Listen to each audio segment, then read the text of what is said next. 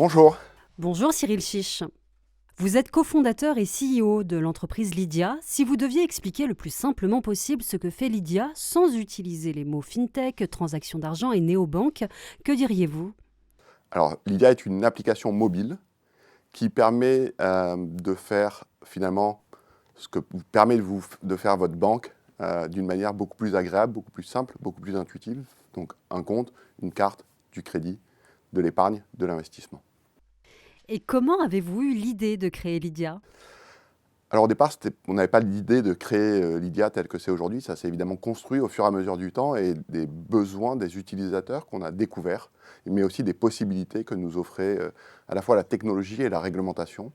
Au début, l'idée, c'était de faire un système de paiement mobile pour tout payer avec son téléphone. Et l'idée est venue en voyant en 2010 ce qui se passait au Kenya, où une très grande partie de la population adulte utilisait déjà son téléphone, qui n'était pas un smartphone, pour payer à peu près tout, et aussi pour s'échanger de l'argent avec un système qui s'appelle M-Pesa.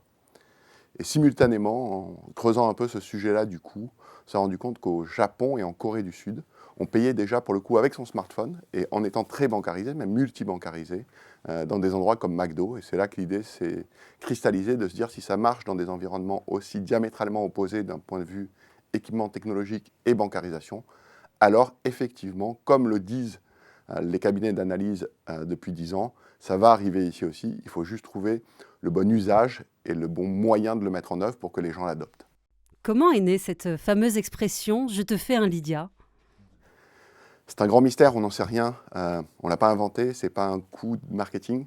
Euh, je l'ai entendu pour la première fois en décembre 2015, donc 2 ans et demi après la création de l'application, en tout cas son lancement au grand public, dans le hall d'entrée de l'université de Paris-Dauphine, où j'avais été invité à parler dans un cours. Et là, je rentre dans le hall et les deux étudiants viennent à contresens et l'un dit à l'autre, non mais vas-y, paye et je te fais un Lydia. Et on réagit comment dans ces cas-là? Je crois que je suis tombé de l'armoire, vraiment. Je l'ai arrêté et je lui ai dit, qu'est-ce que tu as dit? Et évidemment, comme on n'avait pas tout à fait le même âge, il pensait que j'étais un prof, donc il n'osait pas me le dire. Je lui ai dit que je n'étais pas prof. Et il m'a dit, non, mais j'ai rien. Et je lui ai dit qu'il paye et je lui ferai un Lydia. Et je lui ai dit, mais tu as dit un Lydia? Et il m'a répondu, mais tout le monde dit un Lydia. Et donc j'ai compris à ce moment-là qu'on avait touché quelque chose qui était vraiment très profond, qui était social, qui était vraiment de l'ordre d'un usage très naturel et très au point que cette personne-là pensait que le monde entier utilisait ce système de paiement mobile, alors que nous, on avait 50 000 utilisateurs répartis dans quelques universités et grandes écoles françaises. Mais au fait, ça veut dire quoi Lydia? Alors Lydia est un clin d'œil à l'ensemble de l'histoire de la monnaie, puisque c'est le nom du royaume où au 7e siècle avant Jésus-Christ, la première pièce de monnaie a été frappée. Et c'est un royaume qui nous a laissé beaucoup de mots liés à l'usage de l'argent, mais on ne le sait pas. Cette pièce de monnaie a été frappée dans un alliage naturel d'or et d'argent qui s'appelle l'électrum et qui se trouvait en grande quantité dans le fleuve qui traversait la capitale de ce royaume. Et le fleuve, c'est le Pactole. Le dernier roi de ce royaume, c'est Crésus. Et donc, quand on dit riche comme Crésus, c'est un clin d'œil à Lydia.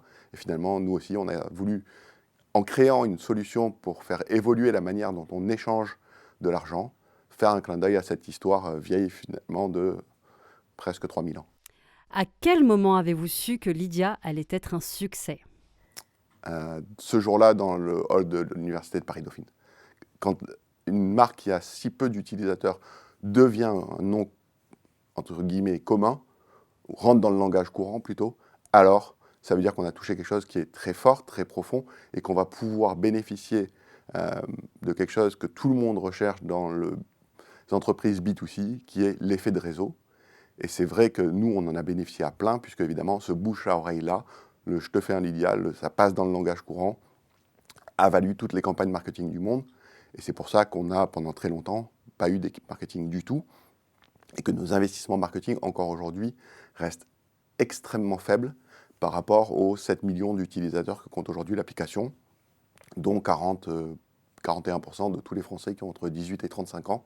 C'est un vrai phénomène de société. Et alors, ça fait quoi d'être à la tête d'une licorne? Alors moi, j'ai jamais vraiment beaucoup cru à tous ces noms un peu bizarres là. Je crois pas qu'on construit une licorne.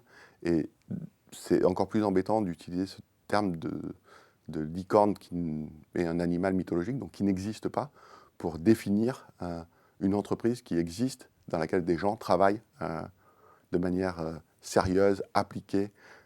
Et si je vous disais, est-ce que vous êtes prêt à confier votre argent et à faire d'une banque votre compte courant, votre partenaire principal pour votre argent, vous diriez oui. Et si je vous dis, est-ce que vous êtes prêt à le faire avec une licorne, tout de suite, ça paraît un peu plus bizarre. Donc nous, ce qu'on construit, évidemment, c'est une entreprise technologique. C'est une entreprise technologique à forte croissance, tant mieux.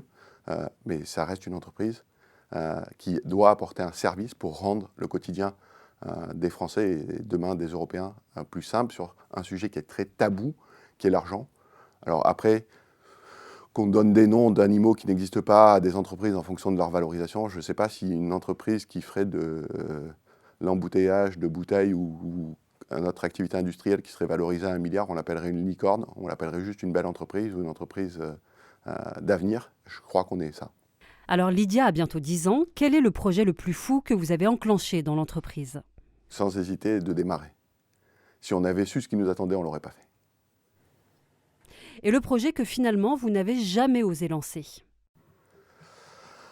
Il y a un sujet qui nous a taraudé depuis le début de Lydia, c'est pour ces échanges entre particuliers, parce qu'évidemment, ça coûte de les faire.